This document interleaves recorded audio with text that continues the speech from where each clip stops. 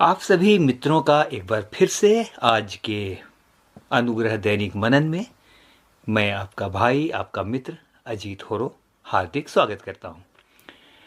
मित्र, आज हम एक बहुत ही रोचक मुद्दे पर मनन करेंगे। रोचक इसीलिए कि कई बार जब इस मुद्दे पर हम सोचते हैं या इस विषय पर सोचते हैं तो हमें लगता है यह असंभव है, लेकिन आज हम इस पर भी विचार करेंगे। आज का हमारा मनन का विषय बड़ा दिलचस्प होगा और आज का हमारा मनन का विषय है, क्या करें जब कोई अपशब्द कहे या बार बार अपमान करे या हमारा मजाक उड़ाए। ऐसी स्थिति में क्या करना चाहिए। मित्र, जब ये सवाल आता है तो बहुत बार लगता है असंभव है। क्या करें जब कोई अपशब्द कहे, अरे हम भी कह देंगे। या क्या करें जब कोई बार बार अपमान करे, तो हमारा मुंह कोई कम है क्या, क्या हम जवाब नहीं दे सकते। मित्र, इस प्रकार की भावनाएं हमारे मन में आ सकती हैं। तो आइए आज के मनन में चलते हैं और आज के हमारे मनन का पद है वेरी इंपॉर्टेंट वर्स, पहला पत्रस 2 और उसका 23वां पद। यहां ऐसा लिखा है, वो गाली सुनकर गाली नहीं देता था और दुख उठाकर किसी को भी धमकी नहीं देता था, पर अपने आप को सच्चे न्यायी के हाथ में सौंपता था। मित्र, इस पद को मैंने बचपन से सुना है और अक्सर इस पर जब भी अवसर मिला मैंने मनन करने की कोशिश की है। इस पद में हमको 3 हिस्से मिलते हैं। There are 3 segments of this particular verse. Number 1, वो गाली सुनकर गाली नहीं देता था। तो मैं नहीं कह रहा, लेकिन वचन ही साफ साफ कह रहा है कि उसको लोग अपशब्द कहते होंगे। लिखा है गाली सुनकर, यानी लोगों ने सुनाया होगा, लोगों ने बहुत सारे अपमानजनक शब्द उस यीशु को कहे होंगे। आगे लिखा है, और दुख उठाकर किसी को भी धमकी नहीं देता था। मुझे ऐसा लगता है बहुत लोगों ने उसे सताया होगा, यीशु को धमकी दी होगी, लेकिन लिखा है उसने किसी को भी धमकी नहीं दी, जबकि सारा राज्य और सारा पराक्रम और सारी महिमा उसकी है। यदि वो चाहता तो किसी के साथ कुछ भी कर सकता था, लेकिन किसी को भी उसने धमकी नहीं दी। और आगे लिखा है, वो अपने आप को सच्चे न्यायी के हाथ में सौंपता था। इसका अर्थ ये है कि मैं न्याय नहीं करूंगा। अगर कोई मुझे गाली दे, यदि कोई मेरा अपमान करे, तो न्याय मैं नहीं करूंगा। मेरा सच्चा न्यायी मेरा परमेश्वर पिता है। मित्र, ये बात यीशु मसीह के लिए कही गई। बहुत कठिन है किसी की गाली सुनकर उसे प्रतिक्रिया नहीं देना या रिएक्ट नहीं करना, और किसी की धमकी के बदले धमकी नहीं देना। मित्र, हम सभी मनुष्य हैं ना, कोई गाली सुनना पसंद नहीं करता, लेकिन यदि कोई धमकी दे तो हमारे मुंह से मनुष्य होने के नाते इतना तो गुस्से में निकल ही जाता है कि तुम्हें देख लूंगा, हाँ, बहुत भारी पड़ेगा तुम्हें, तुम्हें नहीं मालूम तुमने किससे बात की है, देखूंगा तुम्हें। इस तरह की बातें हमारे मुंह से गुस्से से निकल ही जाती हैं। लेकिन आज का हमारा मुख्य विषय ये है कि कोई गाली दे या बार बार अपमान करे तो हमें वास्तव में क्या करना चाहिए। Is there any practical application for this according to the word of God. बचपन में एक घटना पढ़ी थी और उसी घटना को आपके साथ शेयर करना चाहता हूं। आपने राजकुमार सिद्धार्थ के बारे में पढ़ा होगा, याद आ गया होगा ना, राजकुमार सिद्धार्थ जो आगे चलकर बुद्ध कहलाए। एक बार की बात है, वो कहीं जा रहे थे, उनके बहुत से प्रशंसक थे, तो जाहिर है कि विरोधी भी होंगे। वे मार्ग में अपने चेलों के साथ जा रहे थे और एक गांव से होते हुए गुजर रहे थे। जब वे गुजर रहे थे कि तभी एक आदमी बाहर निकला और उन्हें गालियां देने लगा, वो भी ऊंची आवाज में। सारे लोग, आसपास के पड़ोसी और मार्ग में चलने वाले लोग सभी सुन रहे थे कि वो व्यक्ति उन्हें गालियां दे रहा है। शिष्यों ने उस व्यक्ति को शांत करने की कोशिश की, लेकिन जब शांत करने की कोशिश की तो मामला और भड़क गया। वो आदमी और जोर जोर से चिल्लाने लगा। शिष्यों ने महात्मा बुद्ध को कहा, आप उस आदमी को जवाब क्यों नहीं देते? अरे कुछ कहिए, देखिए वह कैसी अपमानजनक भाषा का प्रयोग करते हुए गाली दे रहा है, और आप हैं कि आप उसको कुछ कहते ही नहीं, आप सहे जा रहे हैं। मित्र, ऐसा कहते हैं कि बुद्ध मुस्कुराए और कहने लगे, बात सही है कि वो गाली दे रहा है, ये बात बिल्कुल सही है कि वो गाली दे रहा है, लेकिन एक बात और उतनी ही सही है कि मैं गाली ले नहीं रहा हूं। वो दे रहा है लेकिन मैं ले नहीं रहा। मित्र, ये बहुत ही महत्वपूर्ण बात है।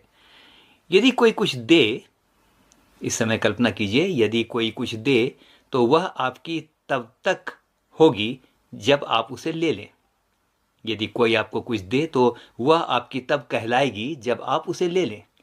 जब तक आप उसे नहीं लेते तब तक वह आपकी नहीं है। उदाहरण के लिए, मान लिया कि आप कोई गिफ्ट मुझे देना चाहते हैं। आप लेकर के भी आए हैं, आपकी पूरी इच्छा है गिफ्ट देने की, गिफ्ट लेकर के आप मेरे सामने खड़े हो गए। लेकिन मित्र, गिफ्ट तो है, आपकी इच्छा भी है, लेकिन वह तब तक मेरी नहीं है जब तक मैं उसे स्वीकार न कर लूं। मैं क्या कहना चाहता हूं मित्र? गाली और अपमानजनक भाषा के साथ भी हमारा दृष्टिकोण यही होना चाहिए। जो दे रहा है वो दे, लेकिन मैं इसे नहीं लेता। ऐसा कहना बड़ा आसान है, लेकिन आइए देखते हैं अब परमेश्वर का वचन इस बारे में क्या कहता है। गलातियों की पत्री उसका 5वां अध्याय और उसके 22 और 23 में इस प्रकार से लिखा है, पर आत्मा का फल प्रेम, आनंद, मेल, धीरज, कृपा, भलाई, विश्वास योग्यता, नम्रता और संयम है। आइए अब एक गंभीर बात पर हम विचार करते हैं, लेकिन इससे पहले कि हम उस बात पर विचार करें, अपनी एक गलती को हम सुधार लें। अक्सर हम कहते हैं आत्मा के फल, आत्मा के 9 फल। ऐसा नहीं है। अगर आप परमेश्वर के वचन को पढ़ें तो लिखा है आत्मा का फल। Fruits of the Holi spirit नहीं लिखा है, fruit of the Holi spirit लिखा है। फ्रूट ये एक वचन है। असल में आत्मा के फल यानी ये बहुवचन नहीं है। वचन के अनुसार यह आत्मा का फल है, यानी एक वचन है। तो बात यह हुई कि आत्मा का फल एक ही है, लेकिन जिन बातों की चर्चा हुई है वे सब उस आत्मा के गुण हैं। जैसे एक सेब का फल है तो उसमें आयरन, कई प्रकार के मिनरल्स, कैल्शियम, फाइबर जैसे गुण हैं, यानी एक फल कई गुणों का समावेश है। आइए अब चिंतन में आगे चलते हैं। मित्र, ध्यान दीजिए, पवित्र आत्मा के फल में 2 बहुत बड़ी विशेषताएं हैं, 2 बहुत इंपॉर्टेंट, इस समय कहूंगा, एलिमेंट्स हैं पवित्र आत्मा के फल में, और वो एलिमेंट्स हैं धीरज और संयम। मित्र, यदि धीरज और संयम हमारे जीवन में नहीं है तो पक्की बात है कि हम गाली के बदले कुछ ना कुछ छोटी मोटी गाली तो अवश्य दे ही देंगे। मुंह से ना भी दें, अगर सामने वाला थोड़ा पावरफुल है, शक्तिशाली है, मुंह से ना भी दें तो डर के मारे हो सकता है चुप हो जाए, लेकिन मन से तो गाली निकलेगी ही। अब देखिए, एक बहुत ही मजेदार बात आपको बताता हूं। पवित्र आत्मा का जो फल है उसका एक तत्व है धीरज। ओके, इसका अंग्रेजी अनुवाद क्या होना चाहिए? इसका अंग्रेजी अनुवाद होना चाहिए पेशेंस। लेकिन धीरज के लिए अंग्रेजी बाइबल में मूल हिब्रू से जो शब्द आया है वो बहुत ही गहरा है। वो शब्द है लॉन्ग सफरिंग। लॉन्ग सफरिंग, आप समझ रहे होंगे, लॉन्ग सफरिंग का अर्थ है लंबे समय तक दुख उठाना और धीरज धरना। मित्र, शायद हम लोग तो थोड़ी देर भी बर्दाश्त नहीं कर पाते हैं। किसी ने कुछ कहा और तुरंत हम रेसिस्ट करते हैं, हम तुरंत विरोध करने लगते हैं। वचन बताता है कि ऐसी स्थिति में हमें किसी भी बात को खामोशी के साथ लंबे समय तक सहना है। हमें तुरंत प्रतिक्रिया नहीं देनी है। बहुत से झगड़े इसलिए बढ़ जाते हैं कि दोनों पक्षों के मुंह से तत्काल प्रतिक्रिया आने लगती है। आज एक बात कहना चाहता हूं मित्र, कितना भी हम दावा करें कि हमने पवित्र आत्मा की भरपूरी पाई है, अन्य भाषा भी हम बोलते हैं, हो सकता है, लेकिन मित्र, असल परीक्षा तो तब होती है जब हमें ऐसी अप्रिय परिस्थिति से गुजरना होता है। यदि ऐसी परिस्थिति में हमने तत्काल प्रतिक्रिया दी और गाली और धमकी के बदले हम भी गाली देने लगे, तो मुझे बहुत ही स्पष्ट रूप से कहने दीजिए, अभी तक हमने पवित्र आत्मा नहीं पाया और हमारा अनुभव अभी तक इमोशनल लेवल पर ही है, भावनात्मक लेवल पर ही है। लेकिन अब आते हैं मूल सवाल पर, तो हमें क्या करना चाहिए जब कोई अपमान करे या अपशब्द कहे या मजाक उड़ाए? तो मित्र, ऐसे समय में सबसे अच्छा उपाय है मन को संयम में रखना और चुप रहना। नीति वचन 29 उसके 11 में लिखा है, मूर्ख अपने मन की सारी बातें खोल देता है, लेकिन बुद्धिमान अपने मन को रोकता और शांत कर देता है। ध्यान दीजिए मित्र, लिखा है कि बुद्धिमान व्यक्ति चुप रहता है। आगे एक बात और बड़ी अच्छी लिखी है, मूर्ख भी जब चुप रहता है तो बुद्धिमान गिना जाता है। मित्र, जैसा मैंने शुरू में कहा, हमें चुप रहना है। और अपने मन को शांत करना है। यदि हम बुद्धिमान हैं तो आपको चुप क्यों रहना है? आपको चुप इसलिए रहना है कि अब आगे कुछ उत्तेजना में बोलकर आपसे गलती ना हो जाए। ध्यान से सुनिएगा मित्र, जो जीभ पर नियंत्रण पा ले वो संसार पर भी विजय प्राप्त कर सकता है। याकूब 3 और उसके 2 में वचन कहता है, जो कोई वचन में नहीं चूकता वही सारी देह पर लगाम भी लगा सकता है। दूसरी बात, हमें क्या करना चाहिए अगर कोई अपमान करे या अपशब्द बोले? सुनिए मेरे मित्र, यदि कोई अपमान करे या अपशब्द बोले तो आपने बहुत अच्छा किया कि आपने अपमान का उत्तर अपमान से नहीं दिया। Very good. आपने बहुत अच्छा किया कि आपने तत्काल कोई भद्दी प्रतिक्रिया नहीं दी। यह भी बहुत अच्छी बात है। लेकिन असली परीक्षा तो अब शुरू होती है, और वो ये कि आपने इन बातों को अपने दिल में रख लिया और प्रतिशोध की भावना से जल जल है ना, जलने लगे। प्रतिशोध की भावना आग बिल्कुल भड़कने लगी। मित्र, अगर प्रतिशोध की भावना को मन में रख लिया तो ऐसा करना और कुढ़ते रहना और भी भयंकर है।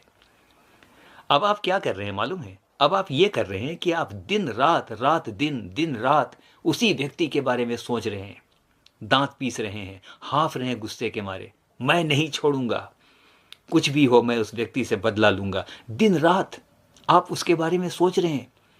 मित्र, थोड़ी सी बुद्धि लगाइए। ऐसा करके तो आप पराजित हो गए, क्योंकि उस व्यक्ति ने अब आपके दिलो दिमाग को कंट्रोल कर लिया है और वो अब आप पर राज कर रहा है ना? तो मत सोचिए मैं बदला लूंगा। वचन रोमियो 12 उसके 19 में कहता है, हे प्रियो, अपना पलटा ना लेना या अपना बदला ना लेना, क्योंकि बदला लेना प्रभु का काम है।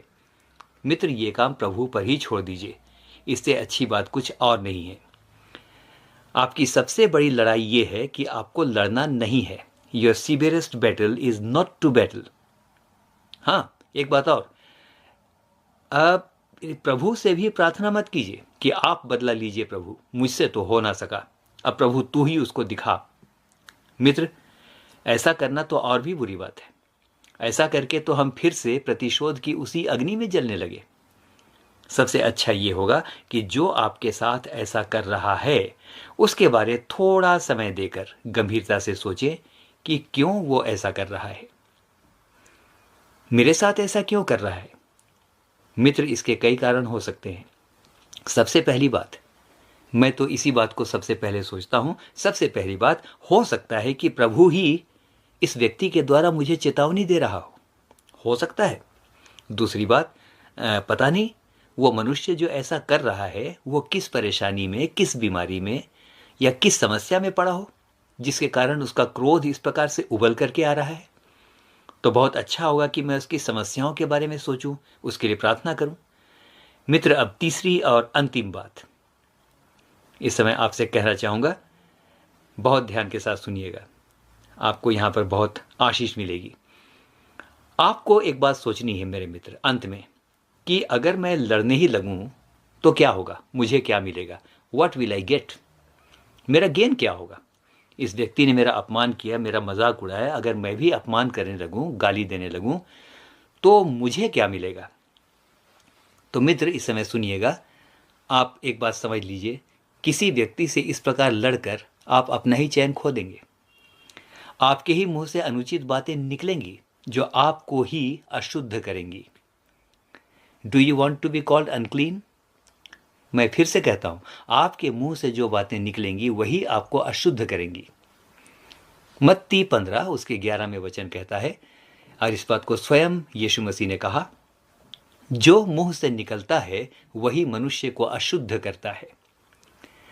तो मित्र, अब सवाल है, हम क्यों व्यर्थ बातें बोलकर, असंयमित बातों को बोलकर, भद्दी बातों को बोलकर, अपमान के बदले अपमान की बातों को बोलकर, गाली के बदले गाली देकर, धमकी के बदले धमकी देकर, हम क्यों व्यर्थ बातें बोलकर अपने आप को अशुद्ध करें?